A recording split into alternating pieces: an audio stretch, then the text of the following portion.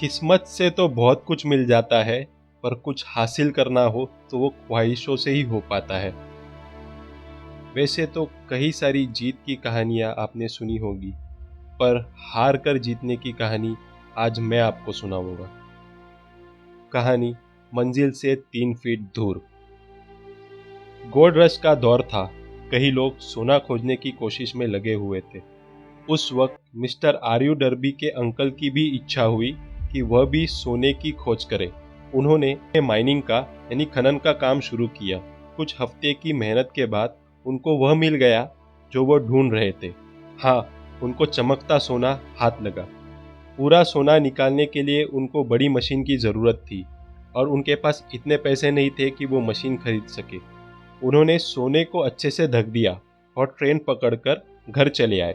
घर जाकर उन्होंने अपने रिश्तेदारों को और पड़ोसियों को बताया कि उनको सोने की खान मिल गई है और सोना निकालने के लिए बड़ी मशीन की ज़रूरत पड़ेगी, और अगर आप लोग मुझे पैसे दोगे तो मैं आप सबको बराबर का हिस्सा दूंगा।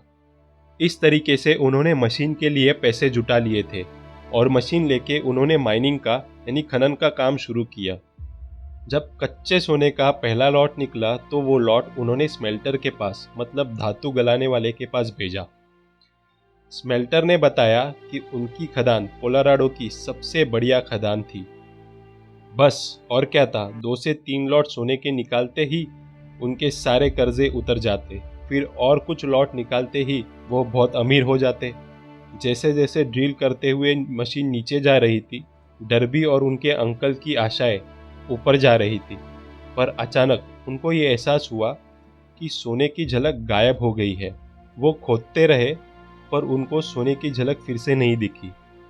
वो परेशान होकर ट्रेन पकड़कर अपने घर चले गए और जाते जाते उन्होंने अपनी मशीन एक कबाड़ी को कोड़ियों के भाव भेज दी। पर कबाड़ी बेवकूफ़ नहीं था, वो समझदार था। उसने एक जियोलॉजिस्ट को बुलाया और उसको सब बताया। जियोलॉजिस्ट ने उस जगह को ठीक से देखा, जगह का परीक्षण किया, फिर उसने कुछ कैलकुलेशन किया और बताया कि डर्बी और उनके अंकल इसलिए फेल हुए क्योंकि उनको फॉल्ट लाइन का कॉन्सेप्ट पता नहीं था। जी हाँ, फॉल्ट लाइन। जब अर्थ शिफ्ट होती है तब गोल्ड वेन्स 3 से 5 फीट ऊपर या नीचे खिसक जाती है। और जियोलॉजिस्ट ने कबाड़ी से कहा, जहाँ डर्बी और उसके अंकल ने काम छोड़ा है वहाँ से आपको 3 से 5 फीट और खोदना होगा। कबाड़ी ने वही किया और 3 फीट पे कबाड़ी को सोने की झलक दिखी। कबाड़ी बहुत पैसे वाला बन गया। उसने उस सोने की खान से $1 मिलियन कमाए, और वो भी सिर्फ इसलिए क्योंकि उसने एक एक्सपर्ट की राय ली, उसकी सलाह ली और फिर काम शुरू किया। कुछ वक्त बाद डर्बी को इस बात की खबर मिली। डर्बी बहुत पछताया क्योंकि वो सोने से सिर्फ 3 फीट की दूरी पे था और उसने हार मान ली थी। अगर उस वक्त वो काम नहीं रोकता, हार नहीं मानता, तो आज वो मिलियनर होता। पर उसने अपना सबक सीख लिया था और उसको मिलियनर बनने का फॉर्मूला मिल गया था। उसने एक इंश्योरेंस कंपनी में काम करना शुरू किया और उसने वही फार्मूला वहाँ इस्तेमाल किया। वो फार्मूला यूज़ करके वह अपने इंश्योरेंस कंपनी में टॉप परफॉर्मर बन गया और कुछ ही वक्त में बहुत पैसे वाला बन गया, मिलीनियर बन गया। क्या था वो फार्मूला जिसने उसको मिलीनियर बनाया? उसका फार्मूला यही था कि कोई कस्टमर उसको इंश्योरेंस खरीदने से मना कर देता तो वो हार नहीं मानता।